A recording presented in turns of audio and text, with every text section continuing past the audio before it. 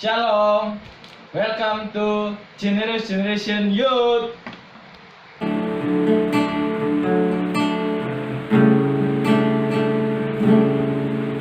Sering ku tak mengerti jalan-jalanmu Tuhan, bagai di belantara yang gelap.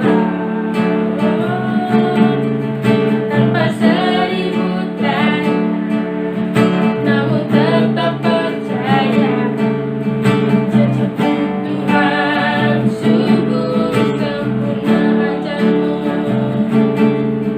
Ajarku memahami semua yang kau ingini, agar hidupku puaskan hatimu. Bagimu aku rela sepenuh hati menghamba, serahkan diri genapi karyamu. Sering ku tak mengerti, sering ku tak mengerti jalan-jalanmu Tuhan, bagai di belantara yang gelap. Tanpa seribu tanya, namun tetap percaya, janjimu Tuhan sungguh sempurna. Ajarku memahami semua yang kau ingini, agar hidupku puaskan hatimu. Bagimu aku rela sepenuh hati menghamba, serahkan diri genapi karyamu. Ajarku memahami semua yang kau ingini, agar hidupku puaskan hatimu. Bagimu aku rela sepenuh hati menghamba, serahkan diri genapi karyamu. Serahkan diri genapi karyamu. Serahkan diri genapi karyamu.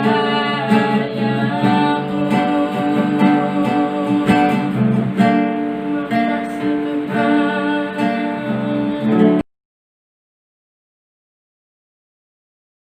Jadi memang saya pacaran sama Christina itu dulu 3 tahun. Online, total. Ya, total 90% itu online semua. Karena kita Osaka, Jakarta, saya posisi di Osaka, Christina posisi di Jakarta, jadi biaya tiket waktu itu mahal, dan saya masih mahasiswa gitu ya, kita tidak bisa sering pulang terus-terusan. Ya 1 tahun itu kira-kira ketemu 1 kali selama 1 bulan waktu liburan, entah saya yang ke Indonesia atau Christina yang ke Osaka begitu. Nah, memang banyak pergumulan lah, kalau lagi kangen itu susah. Kalau kangen itu kita tidak bisa megang tangannya gitu ya, cuma bisa pegang monitor, cuma bisa megang keyboard waktu itu. Jadi 1 tahun itu benar-benar selama 3 tahun pacaran itu benar-benar struggle ya. Jadi telepon masih mahal, tidak ada WhatsApp, jadi teleponnya benar-benar internasional, tidak ada WhatsApp call waktu itu. Jadi kalau telepon internasional ya tidak bisa lama-lama gitu. Nah saudara, lalu tujuannya apa pacaran ini? Masa pacaran itu adalah perkenalan lebih dalam dua pribadi itu secara khusus, lalu meningkatkan pengalaman interaksi. Semakin pribadi interaksinya, semakin mengenal secara khusus untuk tujuan bersama, yaitu pernikahan. Tentunya pernikahan membentuk keluarga. Cuma keluarganya ini keluarga yang model apa yang dibentuk? Jadi tidak mungkin saya pacaran sama Christina online, nanti keluarganya juga online. Nggak mungkin ya. keluarga online terus gimana kita gitu ya. Jadi kita membentuk keluarganya offline. Ya, keluarga offline. Kita tidak sedang bermabuk cinta, artinya cinta-cintaan, artinya pacaran untuk bermain. Ya, jadi saya ingatkan pada rekan-rekan pemuda, kaum muda yang masih belum cukup umur, udahlah, nggak usah pacaran dulu, nggak usah mabuk-mabuk cintaan-cintaan dulu. Minimal kuliah semester pertama, kedua gitu ya, baru mulailah mencari pacar. Itu saran saya. Nggak perlu pacaran itu dari SMP, dari SMA. Kita SMP, SMA itu kita cari teman sebanyak-banyaknya, cari sahabat sebanyak-banyaknya supaya wawasan kita luas, supaya kita punya rekan-rekan yang banyak, lalu kita mulai mendoakan. Ya, mulai mendoakan yang mana gitu, yang cocok, yang sesuai dengan visi hidup kita gitu. Nah, kita mendoakan. Jadi kalau yang masih SMP, SMA, udahlah, nggak usah pacaran dulu, tidak perlu pacaran dulu. Cari sahabat sebanyak-banyaknya. Dan tentu saja pacaran itu bukan untuk membentuk keluarga online, tidak. Karena tetap harus membentuk keluarga offline. Jadi di pacaran itu bukan cinta-cintaan, bukan cinta monyet, gitu. Rugi kalau kita cinta-cintaan, main cinta-cintaan. Ya, lebih baik kita cari teman sebanyak-banyaknya. Ya, kalau sudah serius, sudah waktunya masuk fase pacaran, udah mahasiswa baru kita mulai tengok kanan, tengok kiri gitu ya. Nah, pacaran jarak jauh. Saya ngalami jarak jauh, tetapi meskipun pengalaman saya selama 3 tahun itu, kita online 90%, pengalaman saya jangan dijadikan standar. Yang dijadikan standar adalah firman Tuhannya, bukan pengalaman saya. Ini pengalaman khusus yang belum tentu saudara bisa menjalaninya, belum tentu. Belum tentu saudara bisa menjalaninya. Karena butuh kesetiaan, butuh penantian yang lama, menahan diri dari kangen dan macam-macam gitu ya. Nah, memang kita jarak jauh. Nah, jika kita ingin membentuk keluarga offline, seharusnya kita itu mencari, mempunyai, mengenal kehidupan dunia offline dari pacar kita itu lebih banyak. Ya, bagaimana keluarganya? Hubungannya dengan teman-temannya bagaimana? Kedisiplinan pacar, calon pacar, tentang sekolah, tentang bekerja. Lalu karakter dia itu bagaimana? Di keseharian-hariannya. Kesopanannya kepada orang lain, kepada orang tua, lalu kebersihan hidupnya, cara bicaranya ketika dia berhadapan dengan banyak orang di dunia offline.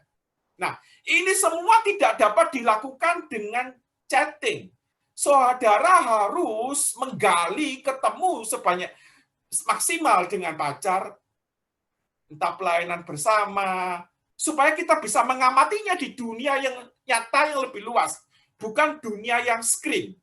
Dunia screen itu dunia yang dibatasi. Jika tujuan pacaran untuk membentuk keluarga offline, artinya kita mesti lebih banyak menyediakan waktu ya untuk offline. Seharusnya begitu, untuk pacaran secara offline. Nah, saudara, pertanyaan menarik ini. Saudara kalau cari pacar yang bagaimana? Yang bahagia atau tidak bahagia? Nah, ini pertanyaan menarik, saudara. Saudara kalau mau cari pacar, mau cari yang bahagia atau tidak bahagia? Ya tentu saja, semua orang akan mengatakan, oke, nanti saya mau cari pacar yang bahagia. Lah kalau saudara mau cari pacar yang tidak bahagia, lah bagaimana dia bisa membahagiakan saudara? Nggak mungkin kan? Nah makanya carilah pacar yang bahagia. Carilah pacar yang bahagia, terutama kebahagiaannya itu bukan dari handphone, dari teknologi, dari online game, bahkan bukan kebahagiaannya dari pornografi, dari gadget, dari wifi. Kebahagiaannya ya dari Tuhan Yesus. Dia sudah mengenal Tuhan Yesus secara pribadi sebagai Tuhan dan Juru Selamatnya. Lalu kebahagiaan itu akan terus memancar dalam hidupnya. Dan pancaran itu saudara akan merasakan juga. Nah makanya carilah pacar yang bahagia. Tapi bahagianya dari mana? Ya jelas dari Tuhan Yesus.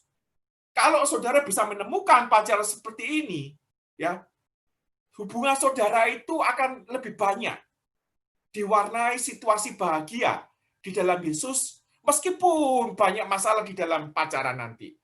Nah, saudara, dosen saya pernah mengatakan gini, dosen teologi saya di Jepang ya, jika ingin menikmati suasana surga dalam tanda petik di dunia ini, dalam tanda petik ya surganya ya, jika ingin menikmati suasana surga di dunia ini, menikahlah dengan orang yang cinta Yesus. Begitu engkau menikah dengan orang cinta Yesus dan satu rumah, cara berpikirnya itu akan sama dengan kita yang cinta Yesus. Ya, yang cinta Yesus, apa-apa nanti mikirnya tentang Tuhan dulu. Cara mendidik anaknya dipersembahkan pada Tuhan. Cara mendidik anaknya secara Kristiani. Manajemen keluarganya secara Kristiani. Jadi benar-benar suasana surga itu adalah suasana ketika kita menikah dengan orang cinta Yesus. Ya, suasana surga dalam tanda petik, suasana surga di dunia. Nah, kalau saudara mendapatkan orang yang tidak cinta Tuhan, bahkan tidak Kristen, gitu ya, saya khawatir rumah tanggamu tidak akan pernah mendapatkan kebahagiaan sejati. Kalau dia tidak bahagia dari Yesus, pacar saudara, lalu bahagianya dari mana? Dari uang? Kan tidak selamanya uang itu kita dapat. Kena krisis ekonomi dari gimana nanti? Apakah dari pornografi, dari game? Gitu. Nah, ciri-ciri orang yang cinta pada sesuatu, pada Tuhan, yaitu segala sesuatunya dia membawanya ke arah tersebut, ke arah yang dicintai. Entah itu perkataannya, pikirannya, perbuatannya, tujuannya, cara melakukannya, bahkan pacarannya, bahkan cara membentuk keluarganya, itu ya terus diarahkan orang kepada sesuatu yang dicintai itu, yaitu Tuhan Yesus. Jadi ketika kita sama-sama cinta Tuhan, si cewek dan si cowok, lalu cara menggiring masa depannya itu gampang. Sama-sama untuk memuliakan Tuhan. Nah, saudara, jangan ambil komitmen dengan orang yang tidak memiliki komitmen dengan Tuhan Yesus. Ya. Karena kalau dia tidak punya komitmen dengan Tuhan Yesus, tidak punya ketaatan, tidak punya integritas di dalam iman Kristen, dia akan banyak menyembunyikan sesuatu di depan saudara. Dia akan banyak menyembunyikan hidupnya, bahkan terus-terusan dia hidup yang lebih duniawi. Nah, kalau saudara mengambil pacar yang komitmen dengan Tuhan Yesus, saudara akan mendapati bahwa hidupnya penuh ketaatan dengan Tuhan Yesus.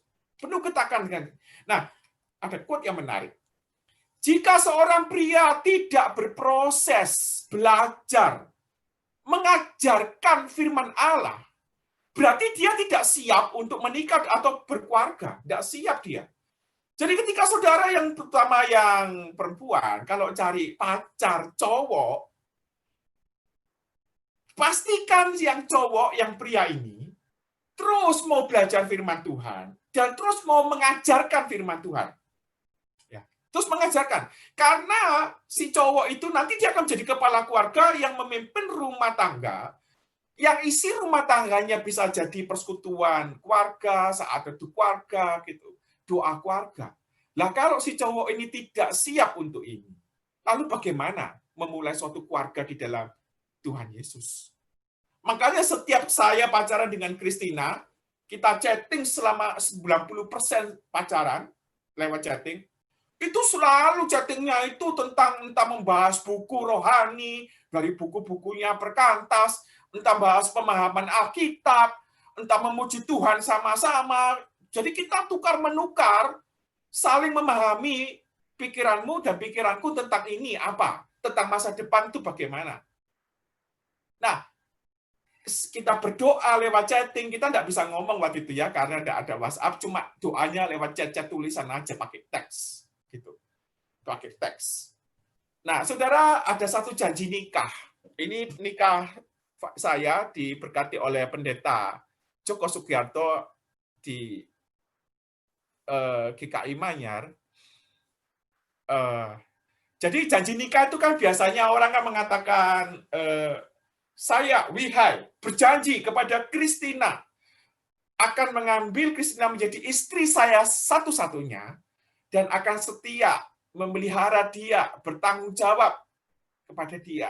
Dalam keadaan sakit, dalam keadaan susah, dalam keadaan apapun, saya tetap setia sampai Tuhan mau memisahkan kita. Nah, itu janji nikah pada umumnya. Nah, bersyukur sekali waktu itu Pak Pendeta Joko dari GKI Manyar memberikan keleluasaan saya untuk memodifikasi janji ini. Memodifikasi ya. Nah, janji nikah yang saya sebutkan tadi itu menurut saya kurang sesuai dengan visi hidup kami selama kami pacaran, kami mau ungkapkan bagaimana. Nah, akhirnya saya buat janji nikah seperti ini. Saya, Wihai, akan mengambil Christina sebagai istri saya satu-satunya dan akan setia memelihara dia, bertanggung jawab kepada dia, dan akan mendidik anak-anak kami di dalam kebenaran firman Tuhan, dan akan membawa keluarga ini menjadi saluran berkatnya bagi Indonesia. Ini janji saya. Jadi kami menikah itu bukan untuk kami menikah bukan untuk kami. Karena kami sadar kami menikah untuk menjadi berkat keluarga ini. Karena kami sadar keluarga ini diizinkan Tuhan diberkati menjadi satu keluarga untuk menjadi saluran berkat bagi banyak orang. Jadi ini ada satu tekad janji di depan Tuhan dan di depan jemaatnya bahwa keluarga ini diusahakan untuk menjadi berkat bagi banyak orang, bagi Indonesia. Dan ini sudah kita bahas pada waktu pacaran. Christina sudah siap dengan janji ini, gitu ya. Nah, sampai sekarang berharap biarlah keluarga saya menjadi berkat bagi banyak orang dan bagi Indonesia. Kalau saudara cuma menikah untuk dirimu sendiri, menurut saya kurang. Bukan itu. Jadi pernikahan keluarga yang saudara bentuk itu untuk apa? Untuk menjadi berkatkah? Nah, bagi banyak orang.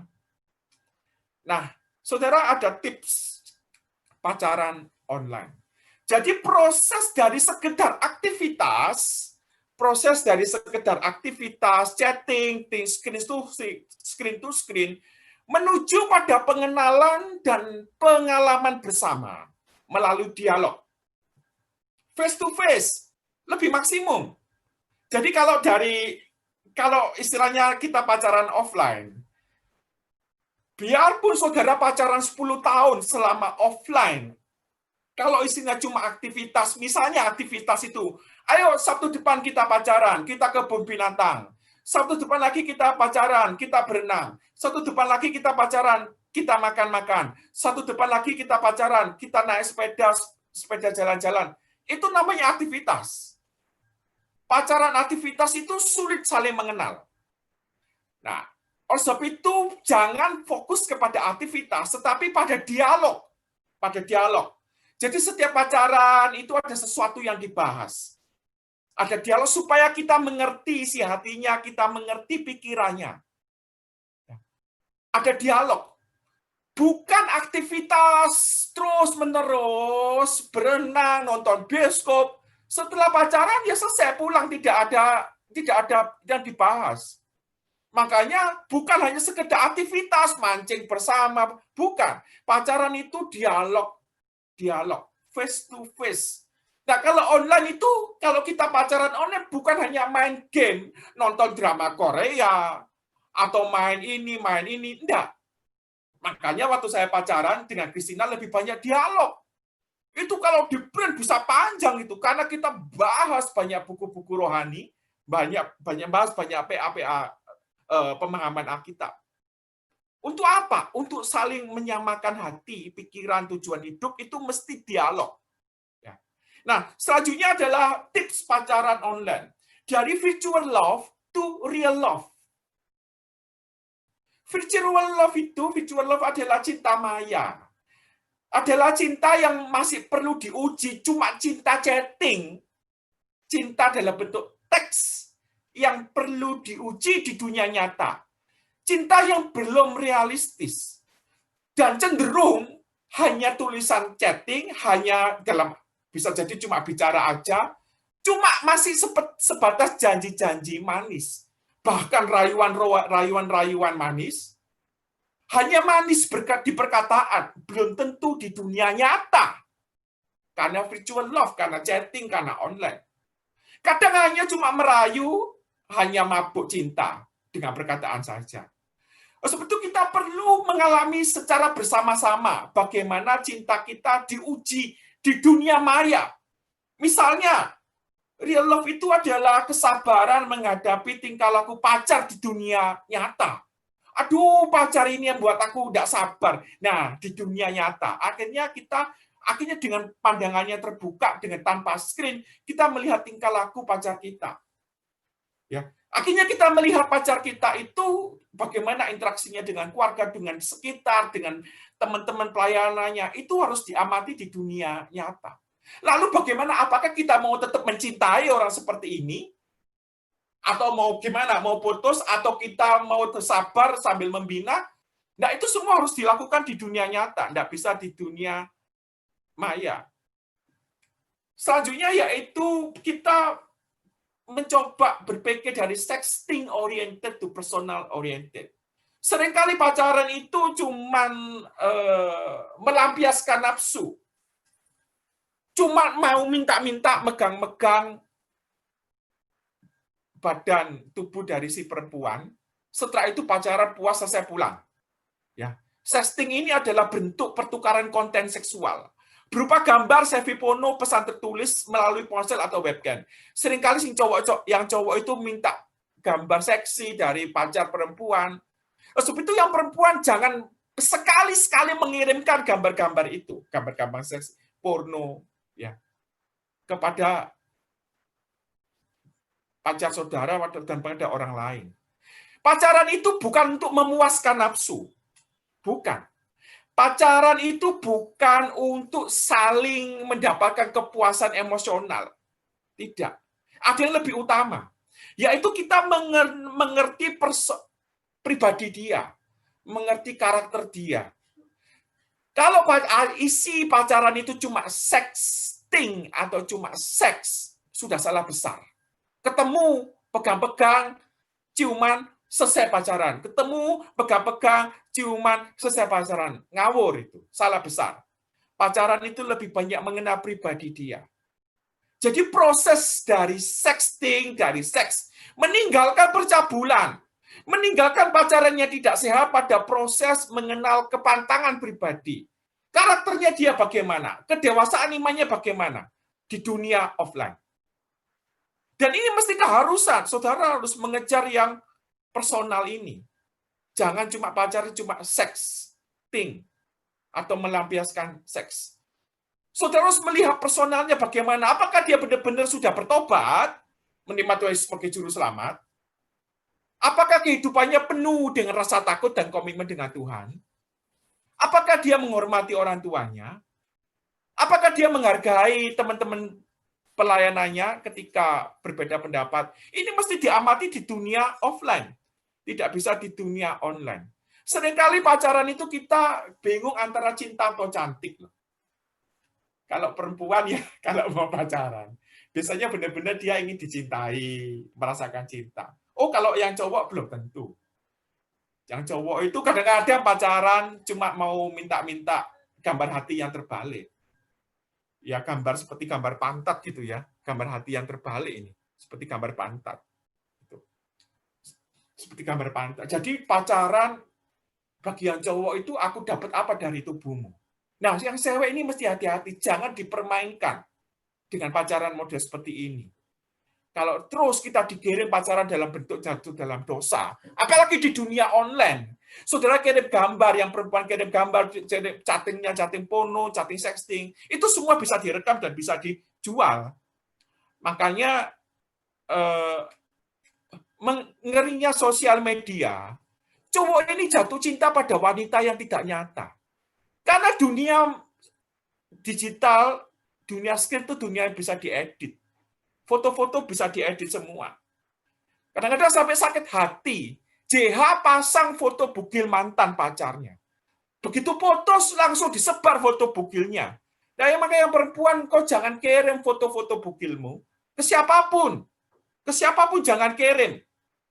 Kelihatannya cowokmu itu cuma ingin coba-coba bermain dengan tubuhmu. Lalu dia akan pergi. Oh, sudah tahu kok. Jadi tidak ada rasa penasaran lagi. Udah tahu, udah dibuka.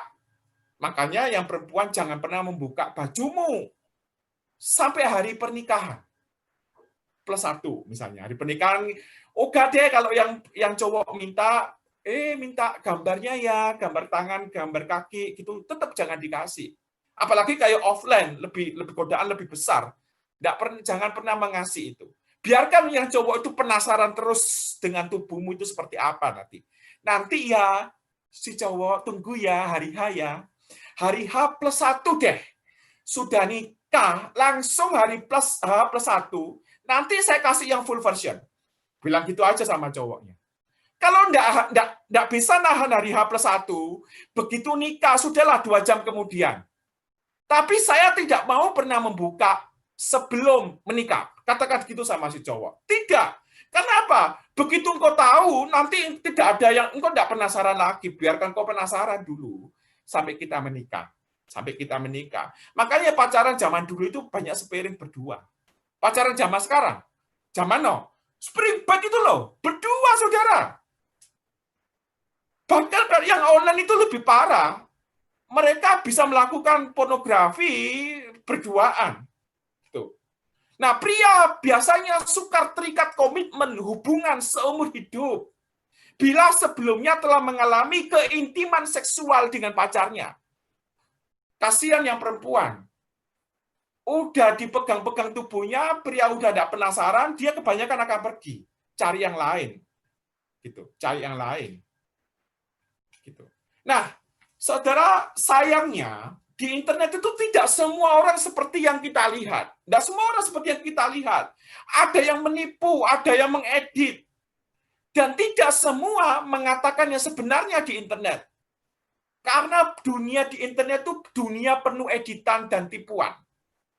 Orang-orang tertentu berminat menyakiti hati kita secara emosional, minta uang dengan cara nipu, dan lebih parah lagi, mereka minta password dan macam-macam. Ya, jadi ada pedoman keamanan. Pedoman keamanannya itu bagaimana? Jangan tergesa-gesa menjadikannya pacar sebelum bertemu secara muka dengan muka. Hindari memberi keputusan pacaran sebelum ketemu muka dengan muka. Harus ketemu dulu seperti apa. Dia seperti apa sih? Khawatirnya nanti semua dipalsukan yang di screen itu. Jangan memberikan foto pornomu kepada siapapun, termasuk pacarmu, untuk urusan ini jual mahal. Ya, semakin jual mahal, yang cowok semakin penasaran dia. Ini kok rasanya sulit didapat ya? Ya, sulit didapat, tunggu hari H. Sampai menikah. Pedoman ketiga, kita butuh pandangan yang luas. Yang bukan hanya screen. Ya, yang tidak bisa dibatasi oleh screen. Supaya kita mengerti tingkah lakunya di dunia offline. Jadi kalau pacaran itu yang bisa di offline-kan, jangan di online-kan. Dan tetap pacaran online itu bukan menggantikan pacaran offline. Pacaran online itu cuma mendukung pacaran offline. Jangan cepat-cepat membagikan kontak info. Tidak perlu cepat-cepat membagikan kontak info Anda kepada yang lain. Ya. Coba berhati-hati, waspada pada orang yang terlalu cepat membagikan dan meminta kontak info Anda. Waspada. Sudah baru kenalan kok cepat-cepat minta kontak info, minta password lagi. Jangan cepat percaya pada orang yang langsung menyatakan cinta. Jangan cepat percaya. Pada chatting awal. Belum apa-apa kok sudah ngomong cinta. Nah, ini tanda tanya besar. Nah, kalau sampai ketemu, pilihlah ketemu di tempat umum. Nah, saudara, mencari pacar itu pergumulannya seperti ini. Pacar yang baik, oh banyak. Saudara bisa menemukan banyak orang baik di dunia ini. Cari pacar yang setia, ya lumayanlah, adalah. Tapi cari pacar yang membuatmu dekat dengan Tuhan Yesus. Ini yang penting. Pasti ada. Pasti ada. Jangan hanya cari yang baik. Jangan hanya cari yang setia. Tapi cari yang membuatmu semakin dekat dengan Yesus. Artinya pacaran itu saling menguatkan secara iman. Sampai janji nikahnya, sampai keluarganya mengatakan, biarlah keluarga yang saya bentuk ini menjadi saluran berkat bagi Indonesia. Oh, calon istri saya tahu saya punya visi seperti ini. Makanya saya melayani se-Indonesia. Kamu mampu tidak mendukung suami seperti ini? Dia katakan, siap. Itu, ya siap. Artinya, calon istri saya, dia harus tahu bahwa keluarga yang saya bentuk itu bukan untuk saya sendiri, tapi untuk kemuliaan nama Tuhan. Untuk menjadi berkat bagi banyak orang, bagi Indonesia. Ya. Maka sebab itu bersahabatlah, ya saudara ya, bersahabatlah dengan mereka, dengan banyak orang. Cari sahabat selama mungkin. Carilah sahabat banyak orang, kepada banyak orang. Kalau berpacaran, dengan dia, secukupnya aja. Saya pacaran seumur hidup sekali aja kok. Sekali. Karena ini memang janji hidup saya sekali. Saya bilang, Tuhan saya mau cari pacar itu sekali aja ya. Nggak usah ganti-ganti. Saya doakan. Sama Christina tadi, Christina bilang, jadi saya ngomong cinta sama dia. Lalu kita berdoa selama 6 bulan. Kamu jangan menjawab cintaku dulu. Doakan dulu, mari kita jawab 6 bulan kemudian. Jadi selama 6 bulan saya ngomong cinta, tapi 6 bulan terus didoakan. Benar-benar 6 bulan kita tidak ambil keputusan. Sampai pergumulan itu akhirnya hanya kita saling tukar email. Ya, aku damai sejahtera pacaran denganmu, yang Christina juga ngomong gitu. Nah, akhirnya menikahlah dengan dia seumur hidupmu. Menikahlah dengan dia seumur hidupmu. Nah, kira-kira begini, saudara.